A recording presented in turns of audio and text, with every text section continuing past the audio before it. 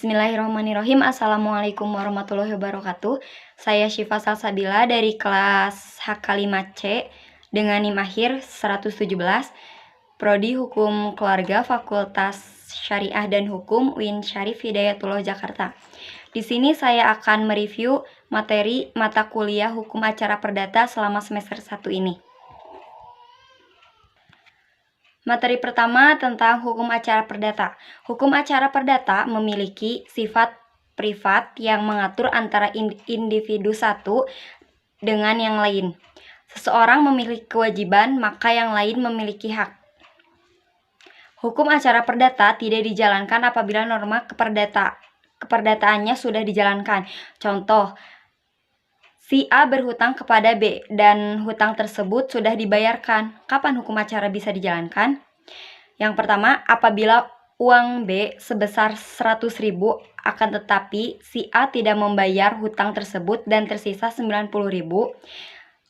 Dan yang kedua, Bank BNI meminjamkan uang kepada Y sebesar 800 miliar dan pihak Y tidak bisa mengembalikan dengan sisa 700 miliar, maka pihak Y tidak bisa menjalankan kewajiban sehingga pihak X selaku bank menuntut Y untuk membayar hutang tersebut.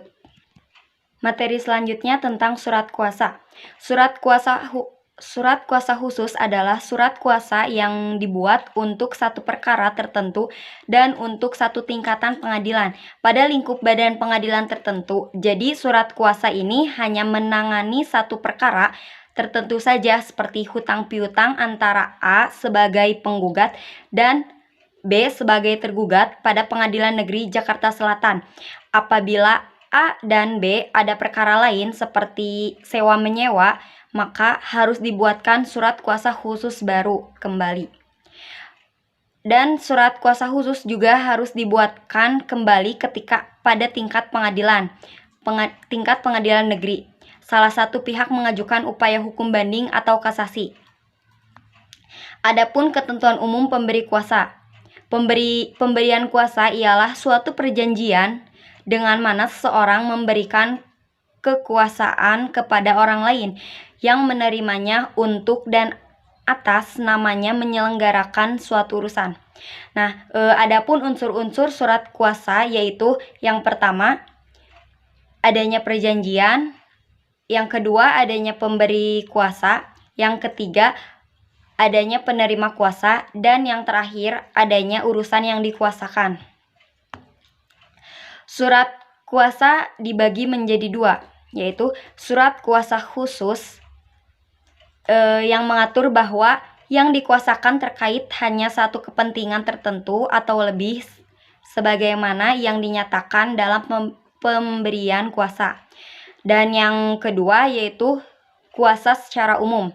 Kuasa secara umum ini meliputi segala kepentingan memberi kuasa sesuai pasal 1796 yang menyatakan bahwa pemberian kuasa secara umum ini cukuplah dirumuskan dalam kata-kata umum dan perbuatannya hanya meliputi perbuatan-perbuatan pengurusannya saja. Materi selanjutnya yaitu mediasi dalam penyelesaian sengketa perdata. Mediasi dimaknai dengan proses penyelesaian sengketa perdata melalui sebuah proses perundingan atau mufakat dengan para pihak yang dibantu oleh mediator yang tidak memiliki kewenangan memutus atau memaksakan sebuah penyelesaian. Adapun beberapa poin penting dalam menyelesaikan mediasi yaitu yang pertama, kedua belah pihak wajib hadir dalam persidangan, khususnya saat sidang dengan agenda mediasi atau sidang pertama. Yang kedua, jika usaha perdamaian berhasil, maka dibuat akte perdamaian yang harus dibacakan terlebih dahulu oleh hakim yang memeriksa perkara tersebut. Yang ketiga, akte atau putusan perdamaian tidak dapat dimintakan kepada ketua pengadilan yang bersangkutan. Dan yang keempat, jika usaha perdamaian tidak berhasil, hal tersebut harus dicatat dalam berita acara persidangan.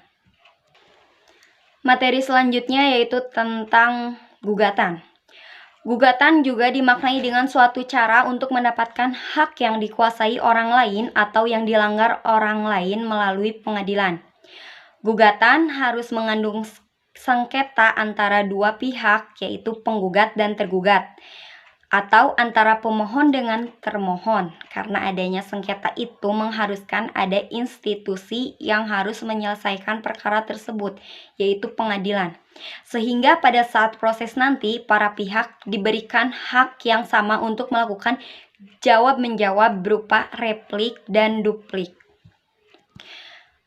Adapun pokok-pokok yang harus diperhatikan dalam gugatan, di sini terdapat 10 pokok yang harus diperhatikan dalam gugatan, yaitu yang pertama, cara berpikir terang, yang kedua, dasar hukum, yang ketiga, klasifikasi hukum, yang keempat, penguasaan hukum material, yang kelima, bahasa Indonesia, yang keenam, posita harus sinkron dengan petitum, yang keenam, berpikir taktis, yang ke-7 ketelitian, yang ke-8 singkat, yang ke-9 padat, dan yang ke-10 sesuai dengan hukum acara perdata. Materi selanjutnya tentang proses persidangan. Pada saat mediasi gagal karena ketidaksepakatan para pihak atau adanya itikad tidak baik dari salah satu pihak atau kedua belah pihak, maka selanjutnya sidang dilaksanakan dengan agenda pembacaan gugatan penggugat. Praktek yang selama ini dijalankan, gugatan tidak lagi dibacakan secara penuh karena masing-masing pihak sudah menerima surat gugatan, sehingga majelis hakim tinggal menanyakan apakah ada perubahan atau penambahan dalam surat gugatan. Nah, di dalam proses persidangan ini terdapat pembacaan gugatan, jawaban tergugat, jawaban berupa gugatan, bantahan pokok perkara, replik, maupun duplik. Dan yang selanjutnya itu tentang penyitaan. Penyitaan ialah suatu tindakan hukum atau tata cara tindakan paksaan, perampasan harta atau barang, baik yang bergerak maupun tidak bergerak, yang dilakukan oleh petugas atau jurusita pada waktu proses pemeriksaan perkara sebagai jaminan atau bertujuan untuk pemenuhan kepentingan-kepentingan penggugat. Jangan sampai gugatannya kosong atau khayalan atau ilusoir, dan begitu pula harta benda itu tidak dialihkan, tidak dijual belikan, atau dengan kata lain tidak dipindah tangankan kepada orang lain. Jika permohonan sita jaminan itu dikabulkan, lalu dinyatakan sah dan berharga. Dalam putusan sesudah penyitaan itu mempunyai kekuatan hukum eksekutorial sehingga berubah menjadi sita eksekutorial. Artinya, gugatan penggugat dapat dilaksanakan, oleh karena itu jaminan hendaknya selalu dimaksudkan agar diletakkan terutama dalam perkara yang besar, sebab hakim itu tidak memutus apa yang diminta. Adapun pembuktian meyakinkan hakim tentang kebenaran dalil atau dalil-dalil yang dikemukakan dalam suatu persengketaan. Dengan demikian, tampaklah bahwa pembuktian itu hanyalah diperlukan dalam persengketaan atau perkara di muka hakim dan pengadilan. Nah, ada 5 jenis alat bukti, yaitu yang pertama surat, yang kedua saksi, yang ketiga persangkaan, yang keempat pengakuan, dan yang kelima sumpah. Dan yang selanjutnya itu tentang putusan.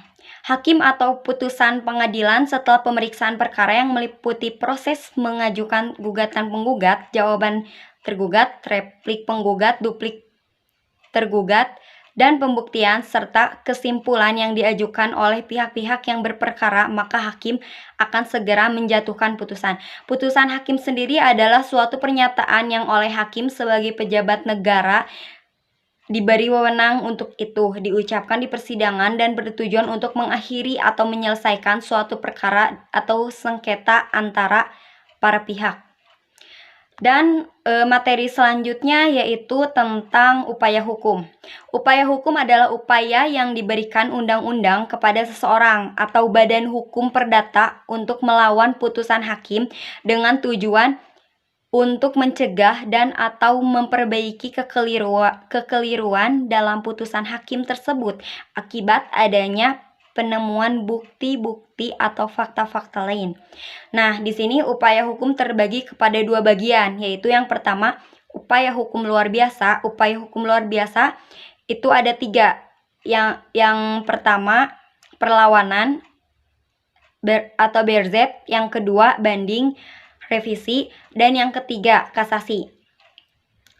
Adapun upaya hukum luar biasa. Upaya hukum luar biasa ini terdapat peninjauan kembali dan der den verzet. Mungkin itu saja yang bisa saya sampaikan. Selebihnya mohon maaf bila banyak kekurangan. Saya ucapkan terima kasih dan wassalamualaikum warahmatullahi wabarakatuh.